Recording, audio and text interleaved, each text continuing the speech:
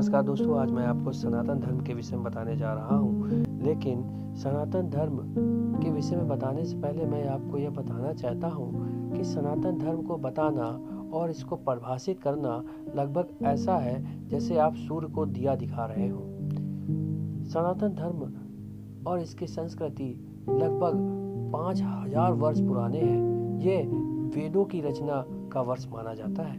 कहते हैं कि 5000 वर्ष पहले भगवान श्री कृष्ण का जन्म हुआ था और वेदों की रचना की गई थी, पर इसका अभी तक कोई प्रमाण नहीं मिलता है कि यह 5000 वर्ष पुराना है या और अधिक, क्योंकि यदि यह 5000 वर्ष पहले रचना की गई है तो सोच सकते हैं कि सनातन धर्म कितना पुराना होगा।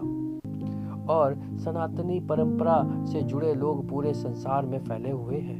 पहले इसका एक छत्र राज हुआ करता था, लेकिन धीरे धीरे अपनी उदारवादिता के कारण यह धर्म समाप्त होता गया और आज कुछ सीमित जगहों पर ही यह दिखता है।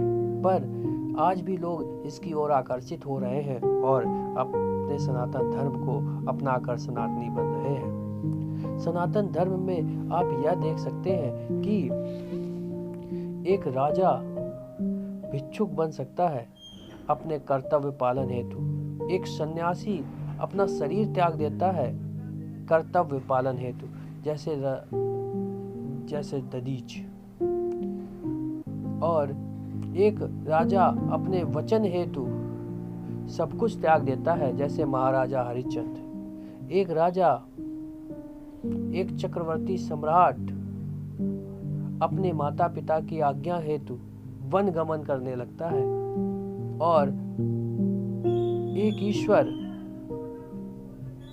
मातृत्व पाने के लिए सनातन धर्म में जन्म लेता है।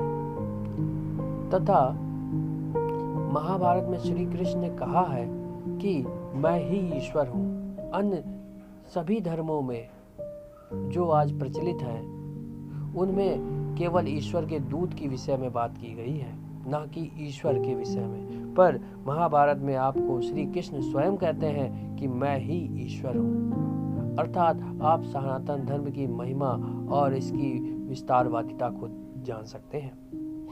कहते हैं कि सनातन धर्म में जन्म लेना अपने हृदय को कृतज्ञ करने के बराबर है। आप उन विचारों को घर्षित करते हैं जो विज्ञानता पर खरे उतरते हैं। आज वैज्ञानिक उसी राह पर चल रहे हैं जिस पर सनातन धर्मी करोड़ों वर्षों से चलते आ रहे हैं या हजारों वर्षों से चल रहे हैं। आप सनातन धर्म को इस तरह भी ले सकते हैं कि आज हम जो कुछ भी करते हैं वह पहले से नियति होता है। यह सनातन धर्म और वेदों में लिखा गया है। और आत्मा, शरीर, रुधिर, तंत्र, तंत्रिका, मन, सब के विषय में विस्तार से वर्णन आपको वेदों पुराणों में मिलते हैं। आप यह सोच सकते होंगे कि यह कितना विस्तृत है और इसका विकास कहाँ तक होगा। हमारे पूर्वज, हमारे ऋषि मुनि का ज्ञान और विज्ञान कहाँ तक होगा, कहाँ तक उसकी सीमाएं होंगी। सनातन धर्म आपको एक परंपरा में बांधने का कार्य करते हैं। दोष गुण के आधार पर कोई चयन नहीं करता है, ना किसी की प्रथा, ना कोई दोष, सब दोषों से मुक्त। यहाँ नारियों को पूरी स्वतंत्रता थी। पर्दा प्रथा अगर होती, सती प्रथा अगर होती तो कुंती कैसे जीवित रहती। पर्दा प्रथा अगर होती तो आज भी हम लोगों को पुराने जो सीरियल आते हैं या नाटक आते हैं उसमें पर्दा प्रथा का चलन दिखता। यह सब आक्रांताओं या आक्रमणकारी के आने के बाद इस प्रथाओं का प्रचलन प्रारंभ हुआ। सनातन धर्म शुरू से स्वतंत्रता की बात करता है। यह धर्म आपको नियति अनुसार, कर्म अनुसार कार्य करने की चेष्टा और प्रेरणा देता है। एक मनुष्य किस प्रकार जीवन जिए इसकी वह दर्पण प्रदान करता है कि आपको जीवन में किस लक्ष्य की प्राप्ति हेतु आगे बढ़ना है, आपका लक्ष्य क्या है, आपका जीवन क्या है और यह किसके द्वारा संचालित हो रहा है। एक सनातन धर्मी कभी भी अपने हृदय पर हाथ रखकर देख सकता है कि वह जितना भी क्रूर बनने की कोशिश करे पर हृदय से वह कोमल ही रहता है। यही सनातनी परंपरा है। आपकी विचारधारा, आपका मन इतना सुदृढ़ और इतना व्यापक और इतना कोमल होता है कि आप हर चीज को अपनाने के लिए हमेशा आतुर रहते हैं। आपके मन में कट्टरवादिता का भाव नहीं रहता। आपके ऊपर किसी चीज का दबाव नहीं रहता तथा आपके ऊपर कभी किसी चीज या किसी विषय का, किसी धर्म का या धर्म द्वारा जो साधन है या धर्म द्वारा जो आपको कर्तव्य है उसका भी आपको दबाव सनातन धर्म नहीं देता। आप इसको इस तरह ले सकते हैं कि यदि कोई सनातनी जनेऊ, तिलक, चोटी यह धारण करता है तो यह उसकी प्रवृत्ति के ऊपर निर्भर करता है। यदि आपकी इच्छा है तो करे, अन्यथा ना करे। और इसके विपरीत अन्य धर्मों में आपको इन नियमों का कट्टरवादिता के साथ पालन करना होगा।